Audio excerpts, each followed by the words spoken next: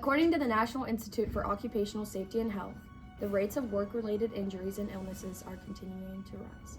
In 2020, the Bureau of Labor Statistics reported a 40% increase in injury and illness causes contributed to patient transfers.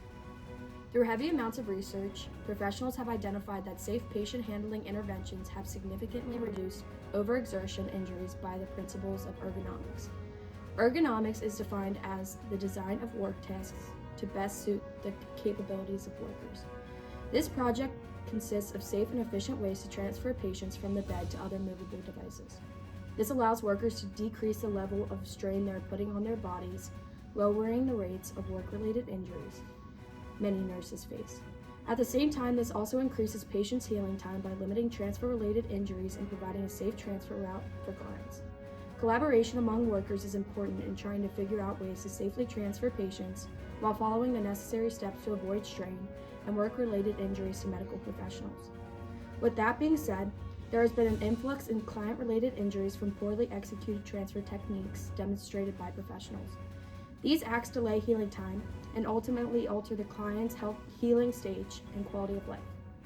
By following these steps listed in this video, we as a community can lower increase in medical professional injuries and client injuries in the healthcare setting. This video will talk about 4 transfer methods that many healthcare professionals use and will provide the safest route to avoid injuries in the techniques listed. In this video, we will assess the proper ways to move clients from bed to stretchers, bed to wheelchairs, slide board transfers, and leg rolling transfers, and we'll give you the steps to avoid injuries to both the clients and healthcare professionals. The first transfer we are doing is the bed to stretcher transfer. This is how nurses with no previous knowledge on how to transfer a patient would do it. Oh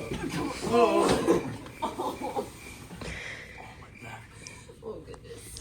After seeing this technique before, you should have realized that the healthcare professionals cause more pain on themselves and the patient than necessary.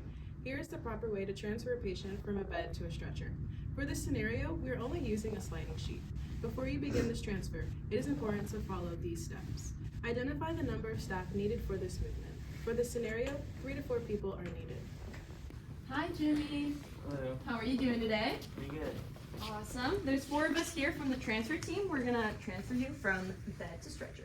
Sounds good. Make sure you explain to the patient how they can help in this transfer and then obtain the necessary supplies. For this transfer, we're just gonna have you keep your hands right here on your chest, and then can you grab the sheet? We're gonna slide this sliding sheet underneath you. Lower or raise the bed to a safe working height, to the hips of the smallest staff worker. Lock the brakes, lower the rails, and position the patient closest to the side of the bed where the transfer will take place. And we're gonna raise the bed for you.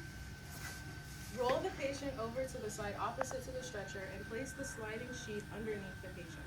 We're gonna have you roll to your left side. There we go. The patient back into the supine position. Make sure the patient is centered on the sliding sheet and that the feet are in a straight position. Bring the stretcher to the side of the bed near the patient and position the stretcher slightly lower than the bed. Lock the brakes of the stretcher. Position the healthcare team so the patient's weight is distributed evenly. 2 on the side of the stretcher grasping the sliding sheet, 2 at the head of the bed grasping one end of the sheet. If you want an additional one at the foot of the bed, that is also okay. All right, so you guys are gonna push him, and then we're gonna pull him. The leader of the team will initiate the transfer counting 1, 2, 3. The provider on the far side of the bed will push the patient. The 2 providers on the side of the stretcher will shift their weight from front to back, bringing the patient with them by pulling the sheet. Meanwhile, the providers at the head and foot of the bed will ensure that the patient is secured, lifting the head/shoulders and feet respectively. On 3, 1, 2, 3. How do you feel, Jimmy? Good? Make sure the patient is comfortable. This is how to properly move a patient from a bed to a stretcher. Transferring from a bed to a wheelchair may sound like an easy task, but it takes understanding the needs of the patient to efficiently happen. It is important to talk to the client and meet their needs before you begin. Ronnie, I got to get you into this wheelchair. I can't. Why not? I fell out of my tree trying to help my cat down, Whiskers. Come on, dude. It can't be that bad. Gotta Move it. All right, come on. Let's go. Ready? 3, 2, 1. Oh! Stand up. Let's go. All right. You're all good.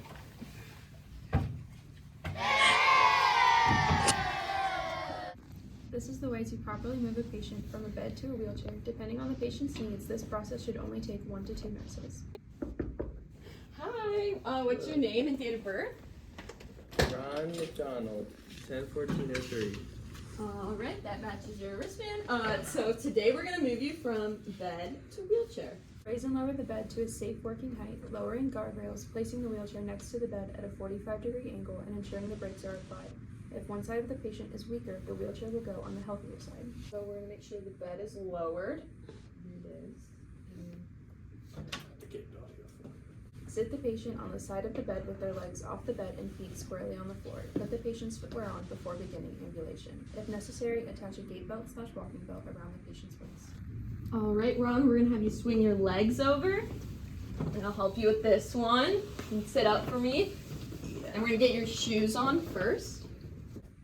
Over here, he's gonna get your gait belt on. You might have to do that last one, thank Will you. you put your hands up like a roller coaster for me? Help the patient shift weight in a rocking motion until reaching a standing position. Walk you back and forth until you get to your stand. Ready? 1, 2, 3. Once the patient is standing, have them walk a few small steps backward until feeling the wheelchair back against the legs. Ask the patient to grasp the wheelchair. Alright, we're gonna rotate a little bit and hold onto the wheelchair. And down you go. It is important for you as a healthcare professional to educate the patients to steer clear from grabbing the edge of the bed or leaning forward because that could cause the wheelchair to tip. Providing additional assistance to block the person's knees to provide additional support may be necessary to properly transport a patient from the bed to the wheelchair.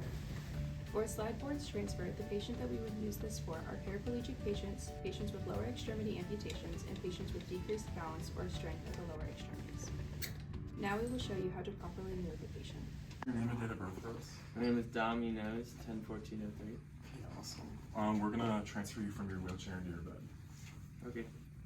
A transfer belt is placed around the patient's waist. The wheelchair is placed close to the bed, the brakes are applied, the armrest is removed, and the footrest must be swung away. One of the nurses aiding the transfer will place the sliding transfer board under the patient's buttock. Placing the sliding transfer board under the patient's buttock will prevent the patient from falling off the board. Fingers should not be under the board to avoid pinching the fingers. The slide board should extend the distance between the bed and the wheelchair. With me, we're gonna put this one in. The assistant places one knee between the patient's knees and the other knee near the wheelchair's front, close to the other surface. The assistant holds the transfer belt and slowly slides the patient across the board.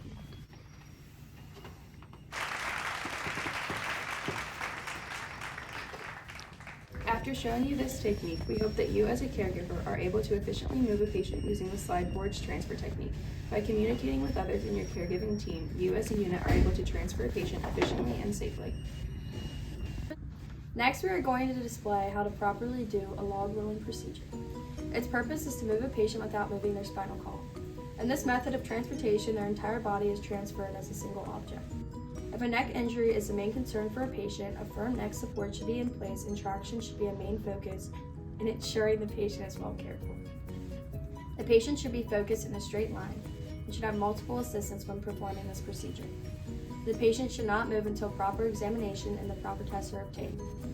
Keeping the patient's arms on the side of their body at all times is necessary. A good tip is having the patient put their arms in a crossed manner over their chest to avoid conflict. While turning a patient, a pillow can be placed to provide support.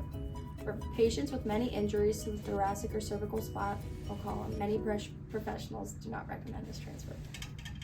To begin, we turn the patient to the side without putting any pressure on the client. We are now going to start this transfer. Hello, who do we have here with us today? Duncan Doan, 10/14/03. Okay, so we're just gonna raise the bed and we're just gonna roll you to one side, look at your back, make sure you don't have any pressure injuries or anything, and we're just gonna roll you back, okay? Yep. This procedure will take 4 more people. The first person will hold the neck while we turn the patient, there to ensure the neck does not move, causing stress to the lower extremities.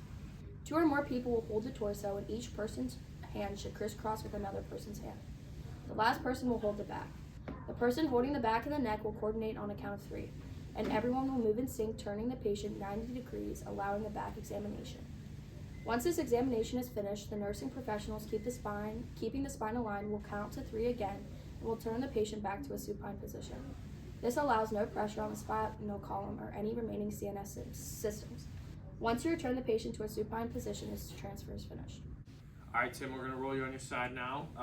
You guys all ready? Yes. All right, 3, 2, 1.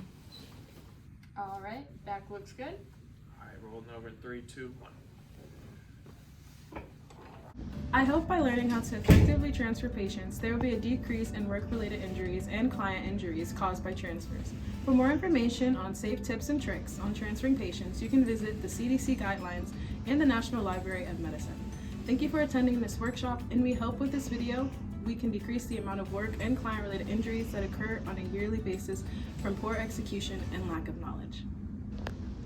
Thanks for watching.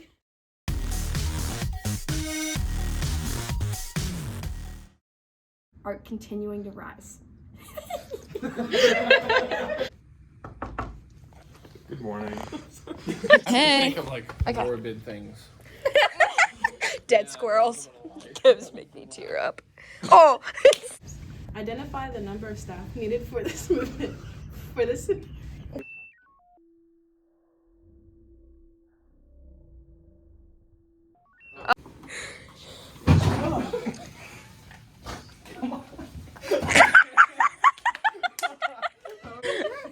I fell out of a tree trying to get my cat whiskers. My knees cracking. You're rolling. So raise. The back will coordinate on a count of 3, and everyone will move in sync, turning the patient 90 degrees, allowing a back examination. Once this examination is finished, the people holding the neck in the back will count to 3 again, and will turn the patient person.